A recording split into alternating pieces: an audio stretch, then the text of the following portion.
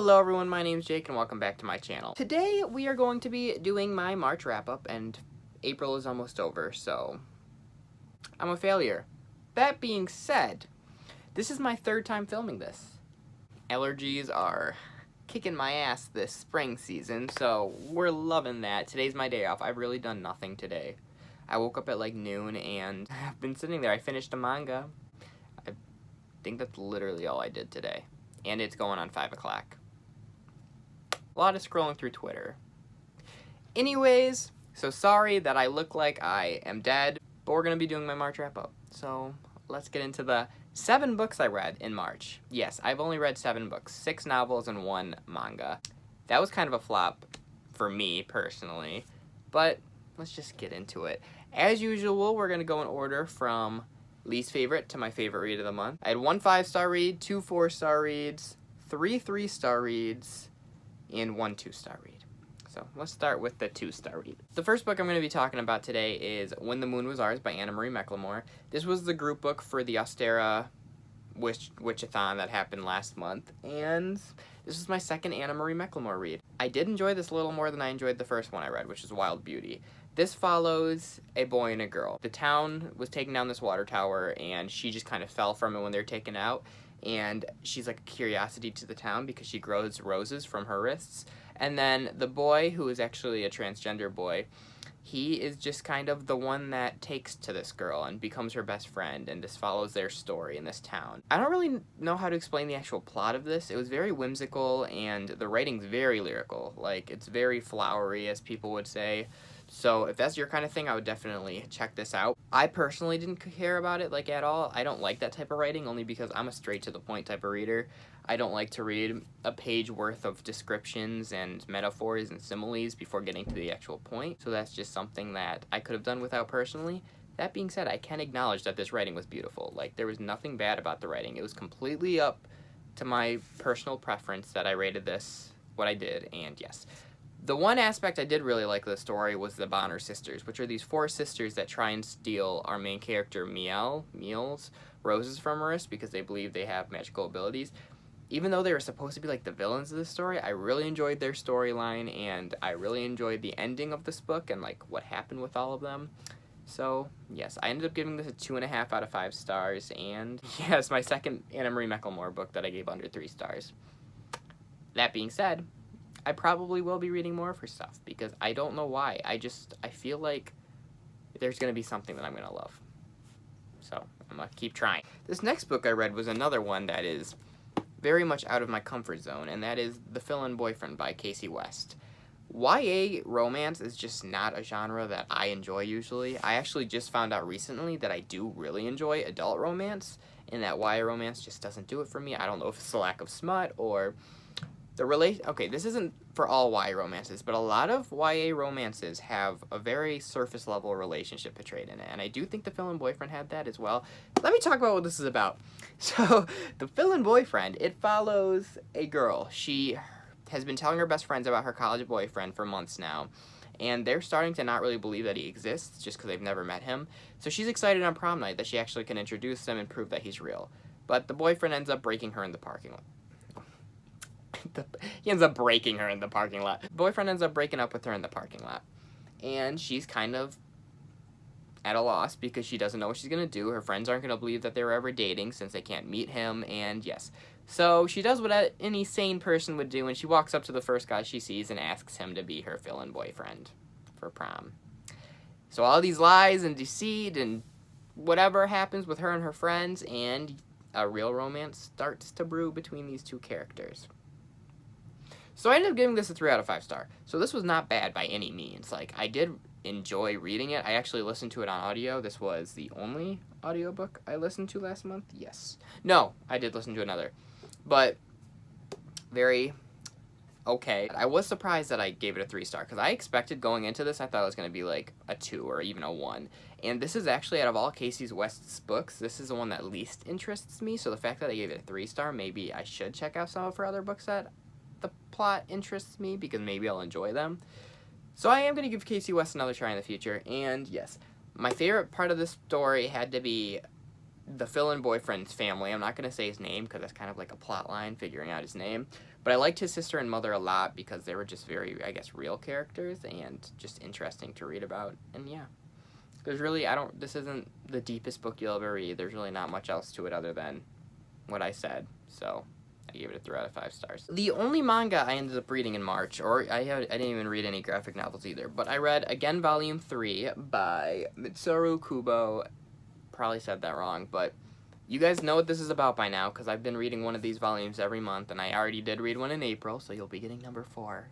But I gave this 3 out of 5 stars, which I gave the other 2 too. So this story follows this character. He is Imamura, I think's his name, Imamura. So it's the day of his graduation, and he kind of is realizing he didn't really do anything with his life in high school. He didn't have any friends, didn't join any clubs, didn't get good grades. So he's kind of, I guess, regretting that, and an accident happens to which he wakes up back on the first day of high school, so he gets a chance to do everything over again. That's what the series is pitched as, but in all honesty, the biggest part of this book isn't necessarily the do-over. It's the Wangdon. It's a sport. It's kind of like cheerleading, but it's more male-dominated, and they shout instead of cheer. So yes, I don't really know how to explain it. I am literally a mess talking about this, wow. That's what the series follows, is him trying to save this club in his do-over life. I enjoyed this one. I enjoyed it more than the first, but not as much as the last one, even though I gave all 3 of them 3 stars, but they're all like, I have a little ranking going on in my head. So, I don't know. I literally look sick. That sucks. Another weird thing about this volume is sexism has been, like, sexism is an issue in manga. Female characters are usually portrayed as, like, a plot element to male characters. And in this, I wouldn't say they're necessarily a plot element to male characters, but there is a lot of sexism. Some characters don't think females should be on the Wangdon club team. And that's a big part of it. And that part of this story isn't really challenged, at least at where I'm at in the series now. So if that's like an issue, then I would definitely skip this one, because it bothers me a lot. And I just read the 4th volume, and spoilers for my April wrap-up, but the 4th volume is my favorite so far in the series, and I didn't give it a 3-star. But yeah, so that's definitely something that bothers me, but I'm hoping it gets challenged, because it does put females in roles that are traditionally held by males in the series. So I'm kind of hoping it gets challenged later on in the series, but we'll see. I'll let you guys know if that gets challenged. I'm going to stop talking about this because I'm rambling. My last 3-star read of the month was Dark Places by Gillian Flynn. This is the other book I listened to on audio. This is my 2nd Gillian Flynn book. No, this is my 3rd. I read The Grown-Up, and I've read Sharp Objects by her. I love Sharp Objects. The Grown-Up, actually, I gave 3 stars just like this. But this story follows a girl. As a child, her whole family was murdered, and the only survivors were herself and her brother.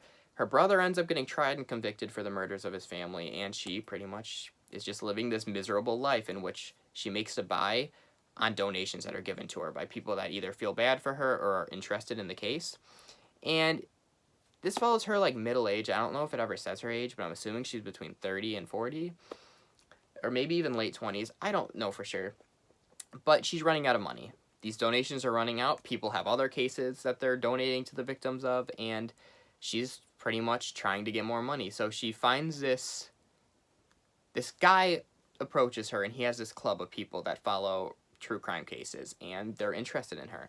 So he invites her to come there, and she ends up finding out that these people don't believe her brother's the murderer, and she starts to even rethink this. And this just kind of follows, like, what really happened the night her family was murdered, and yes. I do think if I read this physically, I might have enjoyed it a little more than I did on audio, so I'm kind of regretting that fact, but I did like it. Like, there's nothing wrong with it. I really liked the darkness of it. I like the setting, because it's set in, not necessarily a small town. I don't remember where it's set, but it's kind of set in, like, not in a big city, and I always enjoy that in my thrillers. The one thing that really made this book was the ending. The ending had me shook, shocked, and shaken, because I did not expect what happened to happen. Because there's a lot more to it than you would think there is. I don't know. I'm not going to get too much into that. But I gave this 3 out of 5 stars. I really need to watch the movie. But my first 4-star read was the group book for the Wordathon, and that was When the Sky Fell in Splendor by Emily Henry. This follows a group of teenagers in this small town in Ohio. They have this YouTube channel in which they make mockumentaries, and they're actually filming one at this supposedly haunted house in their town. And while they're filming this video, they see something crash at the power plant across the street. So when they go to investigate it, it's like they're not sure what it is. Kind of looks like a UFO, so they're kind of trying to figure out what the hell happened. And one of them decides it's smart to touch it.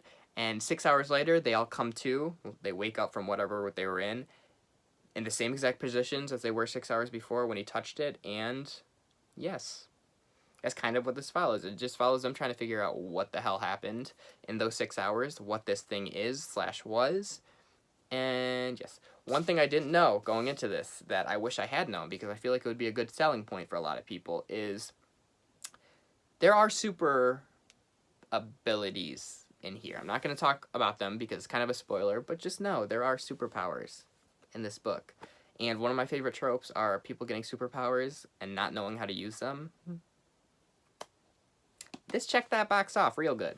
So, yes. So one of the best parts about this book were definitely the characters. I liked every single one of the characters except our main character's brother, Arthur. I really hated him, and I just hated him the whole time. Like, even in the end, I just didn't care for him. So, there's that.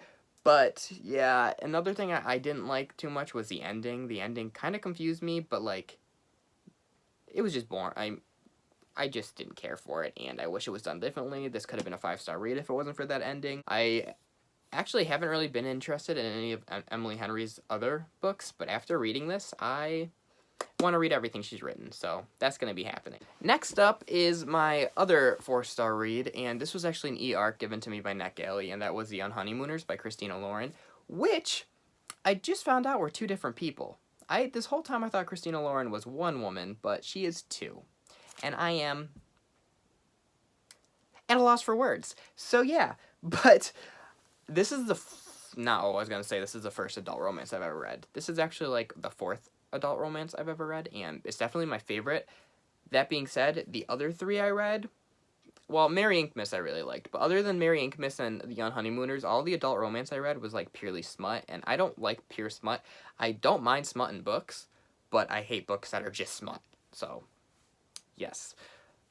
But I read The Unhoneymooners by Christina Lauren. This follows a woman named Olive, I believe, and she is at her sister's wedding, and everyone at this wedding eats at the seafood bar except her and the groom's brother, and everyone ends up getting like violently ill, throwing up all over the place. So her sister can't go on this honeymoon that she had booked for her and her husband, and it's not refundable. So she ends up telling her sister to go on it, while the groom tells his brother to go on it. The only issue is Olive hates the groom's brother, like hates him, like would kill him if she could, hates him. So this kind of follows them going to Hawaii, and it's a hate-to-love romance, which is something I do enjoy reading about, and I think a lot of you guys would enjoy reading about, so I would definitely check that out when it comes out next month. Let's get into how I felt about this book. Okay, I'll talk about my 2 issues I had first. My one main issue with it was the reason that Olive hated the brother, which I can't remember his name, but the reason she hated him was weak as fuck. Like, it was so stupid, and it was just poor communication, and I'm not going to talk too much more about it because read it.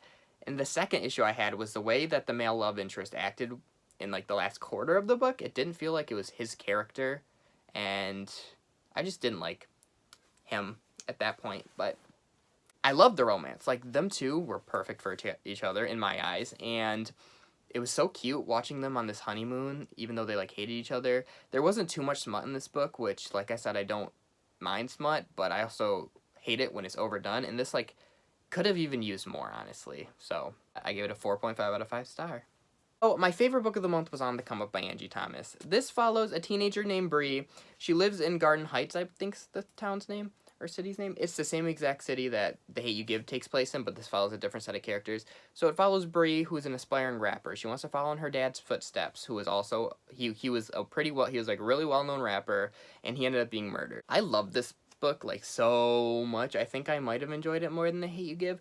It covers a lot of important topics like race, social class, sexuality, and it even touches on nerd culture, which was interesting to read about because, like, obviously people that are into like Star Wars and whatever are looked down upon in like the rap games, so she and Bree, our main character, is very into that kind of stuff. So that was just another interesting thing to read about her, like, being into all of this stuff and people talking down to her because of it, and she's just kind of like, fuck you, who cares? But yes, I really like this. My favorite character actually had to be Aunt Pooh, which was Bree's aunt. She is into the gang life, and it talks a lot about why she does the things she does and the work, stuff like that. So I really enjoyed reading about that. The raps written in here, I don't really know much about rap, but it was just so interesting hearing Bree's raps, and I want to see that performed because... So I'm hoping on the audiobook they do it, because I'm going to listen to the audiobook eventually, and I want to hear that done, but... Yes, on the come up. I really enjoyed this. I gave it 5 out of 5 stars. Loved it. And yeah, I'll read it. You guys probably already have or will, but if not, read it. So that was my March wrap up. Once again, I apologize. I'm sick.